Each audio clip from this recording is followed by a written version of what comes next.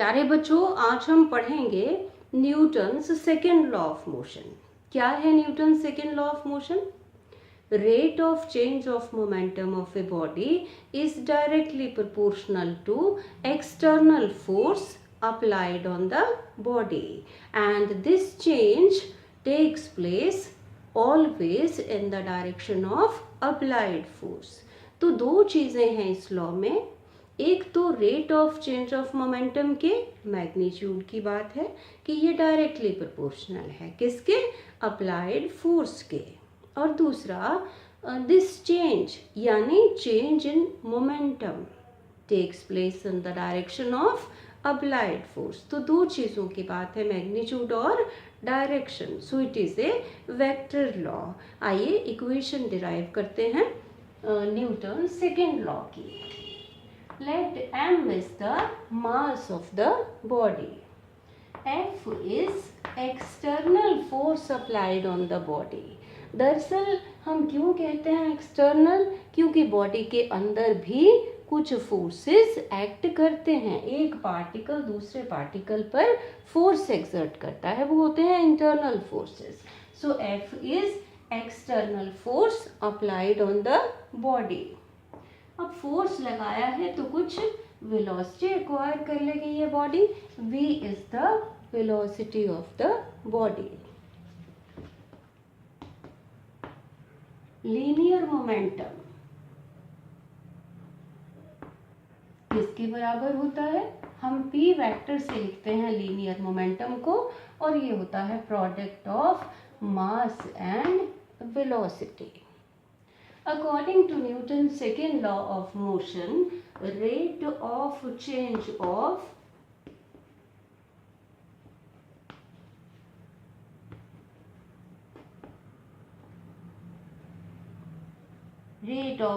of linear momentum is directly proportional to applied external force. That is rate of change of momentum को हम लिखेंगे dp vector over dt, d by dt of p vector। ये कहाँ सीखा हमने? Differentiation में। rate of change of momentum directly proportional to applied force, where dp vector is small change in momentum in small time dt। यहाँ से क्या मतलब हुआ इसका? ये डायरेक्ट रिलेशन, इसमें और इसमें डायरेक्ट रिलेशन है। जब ये बढ़ेगा तो ये भी बढ़ेगा, ये कम होगा तो ये भी कम होगा। तो यहाँ से हम लिख सकते हैं कि F vector is directly proportional to dp vector over dt। Directly proportional to d by dt of, अब p वेक्टर की जगह क्या लिख सकते हैं? m into v vector. Differentiation में आपने पढ़ा कि कांस्टेंट जो है वो बाहर आ जाता है डेरिवेटिव से। मास कांस्टेंट है, मास सेम रहता है, तो m जो है वो बाहर आ जाएगा और d by dt of v vector. अब ये dv क्या है? Small change in velocity in small time dt, और dv by dt rate of change of velocity time rate of change of velocity क्या होती है? एक्सेलरेशन। तो यहाँ से आप लिख सकते हैं F directly proportional to m into a vector. a vector is acceleration.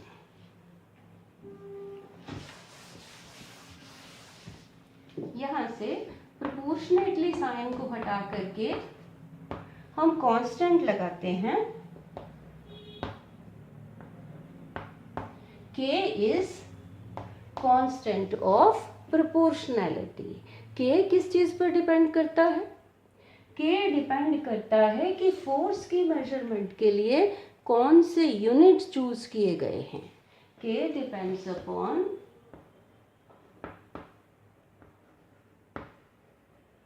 units adopted for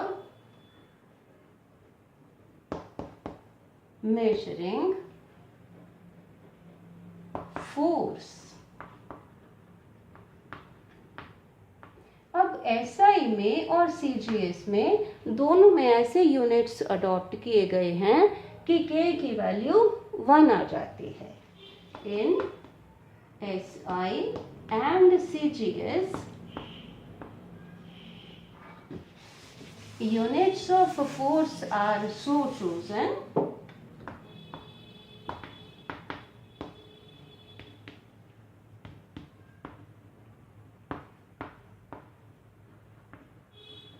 that K is equal to 1.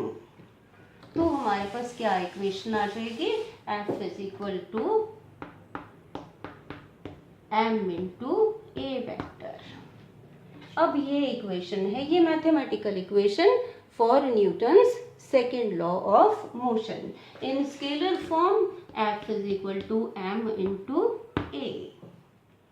तो चलिए अब हम बात करते हैं फोर्स के यूनिट्स की.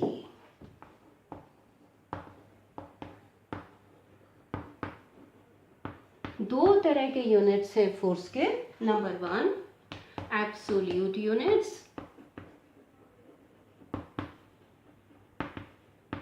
Absolute means independent, unconditional.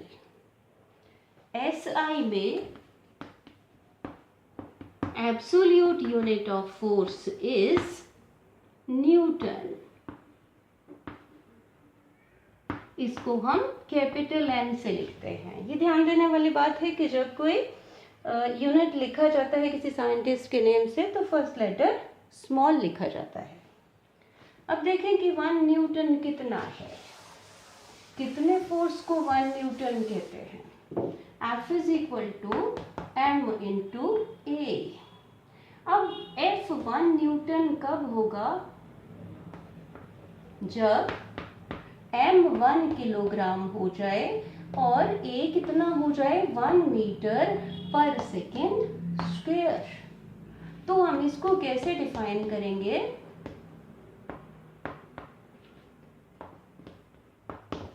1 Newton is that much force which produces an acceleration of 1 meter per second square in a body of mass 1 kilogram. चलिए अब CGS यूनिट में, CGS सिस्टम में बात करते हैं कि unit of force. In CGS the unit of absolute unit of force is dyne. इसको DYN भी लिख लेते हैं. अब देखें कि 1 डाइन कितना होता है? F is equal to m into a. F1 dyne तब होगा जब m जो है वो 1 ग्राम हो. मास का यूनिट CGS में ग्राम और एक्सेलरेशन कितना हो? 1 centimetre per second square. CGS में एक्सेलरेशन का unit centimetre per second square. तो यहाँ से डिफाइन कर सकते हैं 1 डाइन.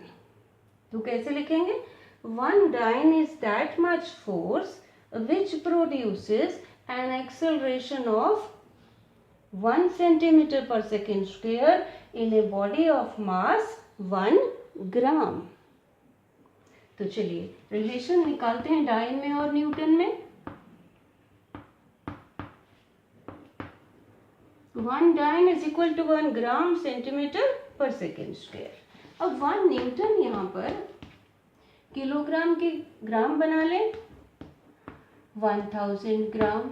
मीटर्स के सेंटीमीटर्स कितने होते हैं? 100 सेंटीमीटर पर सेकेंड स्क्वायर को ऐसे ही लिख लें. तो ये कितना आ गया? 10⁵ ग्राम सेंटीमीटर. यहाँ पर मीटर 100, मीटर में 100 सेंटीमीटर.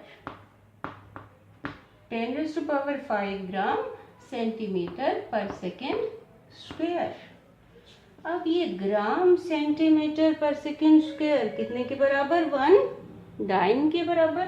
तो ये कितना हो गया 10 raised to power 5, 1 newton is equal to 10 raised to power 5 dynes. चलिए अब बात करते हैं ग्रेविटेशनल यूनिट्स की।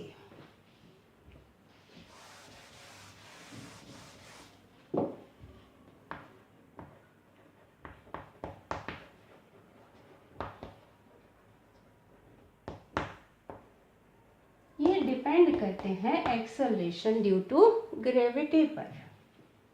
एक्सेलरेशन ड्यू टू ग्रेविटी की वैल्यू कितनी है 9.8 मीटर पर सेकेंड स्क्वायर और सीजीएस में 980 centimetre per second square. Gravitational units कौन कौन से हैं, किलोग्राम वेट और ग्राम वेट। ग्राम वेट को ग्राम फोर्स भी कहते हैं और किलोग्राम वेट को किलोग्राम फोर्स भी कहते हैं। तो आइए देखें कि किलोग्राम वेट कितना होता है। F is equal to m into a. 1 kilogram weight equal to mass. Metric system में मास का यूनिट है किलोग्राम। और यहाँ पर एक्सेलरेशन ड्यू टू ग्रेविटी। जब कोई चीज वर्टिकली डाउनवर्ड फॉल कर रही हो तो उसमें एक्सेलरेशन कितना आता है 9.8 metre per second square. 9.8 metre per second square. अब ये किसके बराबर आ गया, पहले डिफाइन कर लें। 1 किलोग्राम वेट कितना होता है। 1 किलोग्राम वेट या 1 kilogram force is that much force which produces an acceleration of 9.8 meter per second square in a body of mass 1 kilogram।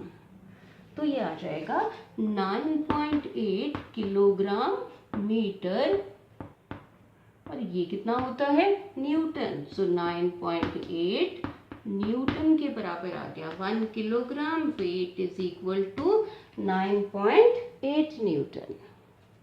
चलिए अब बात करते हैं ग्राम वेट की। 1 ग्राम वेट या 1 gram force is equal to, जब मास 1 ग्राम हो और एक्सेलरेशन कितना हो 980 सेंटीमीटर पर सेकेंड स्क्वायर। तो देखिए कैसे डिफाइन करेंगे इसको। 1 ग्राम वेट और 1 gram force is that much force which produces an acceleration of 980 centimeter per second square in a body of mass 1 ग्राम। चलिए देखें कि ये किसके बराबर आ जाएगा।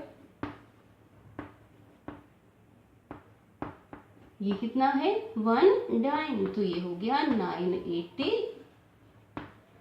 1 ग्राम वेट किसके बराबर हो गया 980 डाइन के। अब दरअसल एसआई में जो फोर्स का यूनिट है वो भी फोर्स का एब्सोल्यूट यूनिट भी न्यूटन है और फोर्स का ग्रेविटेशनल यूनिट भी न्यूटन है। दरअसल ग्रेविटेशनल यूनिट्स जो हैं वो प्रैक्टिकल यूनिट्स हैं। आइए इसको कैसे समझते हैं। जैसे मान लीजिए कि ये सरफेस है और इसके ऊपर एक मास 2 kg। अब 2 kg is equal to m into g. Force is equal to mass into acceleration. इस केस में एक्सेलरेशन ड्यू टू ग्रेविटी। तो ये हो गया 2 इंटू 9.8 कितना हो गया 19.6 न्यूटन। तो इतना फोर्स। अब कहें कि भाई इस सरफेस के ऊपर फोर्स लग रहा है 19.6 न्यूटन। तो लेमैन की समझ में, आम आदमी की समझ में ये नहीं आता, लेकिन उसकी समझ में ये आता है कि मास कितना रखा है। ही अंडरस्टैंड्स कि 2 किलोग्राम, लेकिन 2 किलोग्राम कहें तो ये फोर्स नहीं है, तो क्या कह देते हैं 2 किलोग्राम वेट या 2 किलोग्राम फोर्स। तो ये ग्रेविटेशनल यूनिट्स जो हैं ये हैं वेट की मेजरमेंट के लिए, वेट को बताने के लिए। अदरवाइज न्यूमेरिकल प्रॉब्लम्स में ये कन्वर्ट होते हैं एब्सोल्यूट यूनिट्स में, और एब्सोल्यूट यूनिट्स ही यूज होते हैं। चलिए अब बात करते हैं consequences of Newton's second law of motion.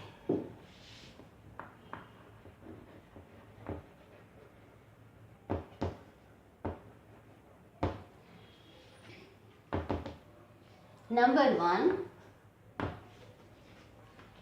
F is equal to m into A according to Newton's second law of motion. If A is equal to 0, then F is equal to 0.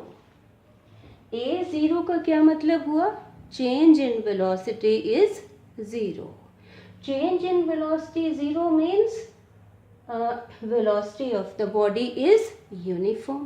It means if a body is to move in uniform velocity with uniform velocity along a straight line, then force required, no force is required. So you can write no force is required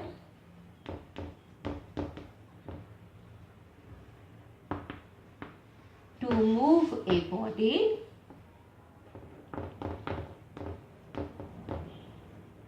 uniformly along a straight line. चलिए number 2 पर बात करते हैं। Accelerated motion is always due to an external force. Again F is equal to m into A. अब acceleration produce होने का मतलब कि there is change in velocity. Change in velocity का क्या मतलब? आइदर चेंज इन स्पीड और change in direction और change in both speed and direction. It means for accelerated motion force is required. क्यों? क्योंकि change in speed है तब भी force चाहिए, change in direction है तब भी force चाहिए, और दोनों में change है तब भी force चाहिए। तो हम कह सकते हैं कि accelerated motion is always due to an external force. चलिए तीसरा कंसिक्वेंस बात करते हैं, measurement of force.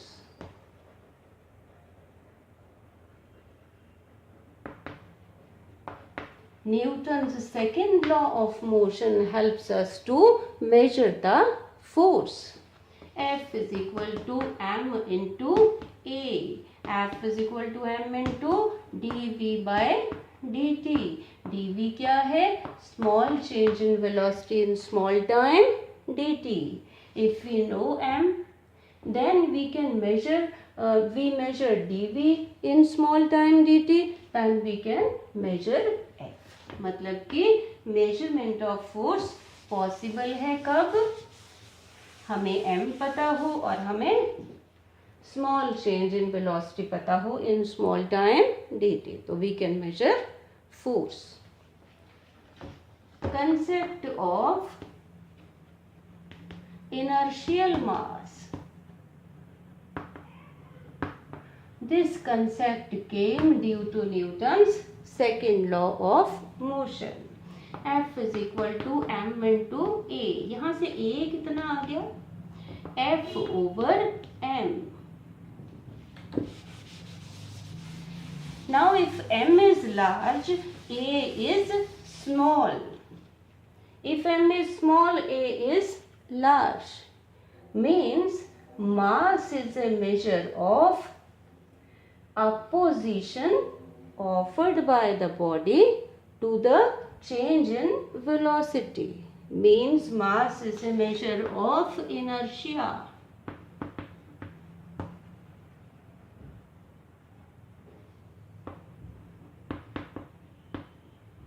And mass measured in terms of inertia is called inertial mass. We can also say mass measured in terms of Newton's second law of motion is called inertial mass.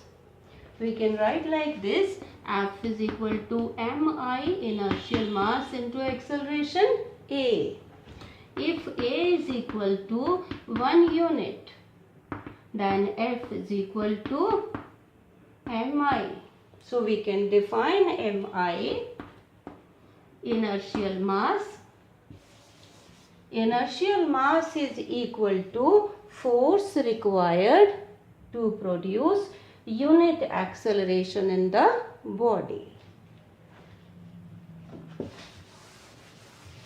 Next consequence, Newton's second law of motion is a vector law. So it has three equations.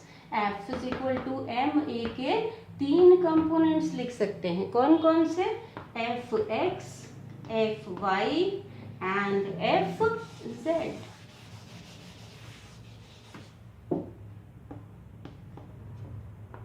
Fx is equal to mass into ax. Ax is the component of acceleration along x-axis.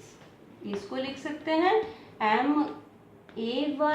Ay is the component of acceleration along y-axis. और इसको लिख सकते हैं m into az, where az is the component of acceleration along z-axis. अब मान लीजिए कि force is not parallel to velocity. Say this is velocity. Force is acting at some angle with velocity. It is making angle theta with velocity. Component of velocity in this direction will be v cos theta. Now, force will bring about a change in v cos theta only. That component will change because of force which is in direction of force. The other component, normal to v cos theta. This component which will be perpendicular to v cos theta, that is v sin theta, will remain unchanged. Force will not have any effect on v sin theta, will not change it. Next consequence is that Newton's second law of motion is applicable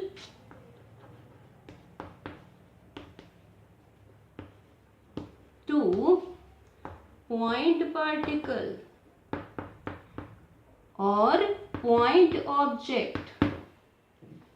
Force F acts on a point particle and acceleration is produced in that point particle. Well, Newton's second law is applied in rigid body also. In that case, we assume that the whole mass of the rigid body is concentrated at a point. That point is called center of mass. Here, the force acts on center of mass and the center of mass moves with acceleration a. These things we will study in next chapters. So now let us solve a numerical problem. लिखिए ज़रा. A force of 0.04 Newton acts upon a body. As a result, the speed of the body changes from 0.30 meter per second 20.10 meter per second in passing through a certain distance. Find the distance if the mass of the body is 1 kilogram. चलिए इसको solve करते हैं. Force कितना बताया इसने? किसी चीज पर फोर्स लग रहा है 0.04 न्यूटन. अब initial velocity v1 is equal to 0.30 metre per second. आप इसको u भी ले सकते हैं. Final velocity 0.10 metre per second. Mass of the body दिया है 1 किलोग्राम. क्या निकालना है? Distance travelled by the body. अब अगर ध्यान से देखें तो वेलोसिटी जो है वो डिक्रीज हो रही है. Final velocity is smaller than the initial velocity. It means this force is a retarding force. अगर ये डायरेक्शन ऑफ मोशन है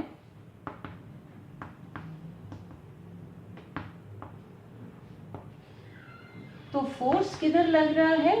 opposite to the direction of motion. Force इस तरफ लग रहा है. अब क्या है कि कंपोनेंट ऑफ फोर्स और डायरेक्शन ऑफ मोशन में कितना angle between force and displacement 180 degree. इस डायरेक्शन में फोर्स का कंपोनेंट होगा F cos 180 और ये कितना आ जाएगा? F into -1.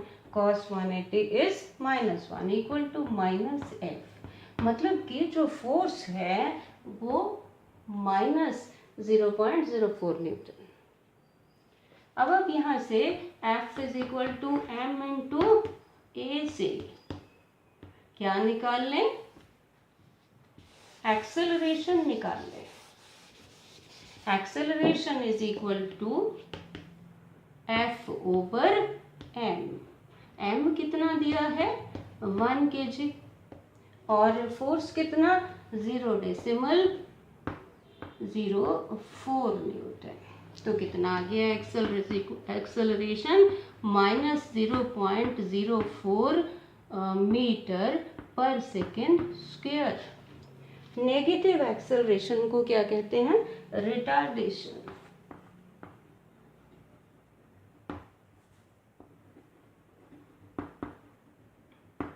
Negative acceleration is called retardation. चलिए अब देखें. अब हम लगाएंगे formula v square minus u square is equal to 2as.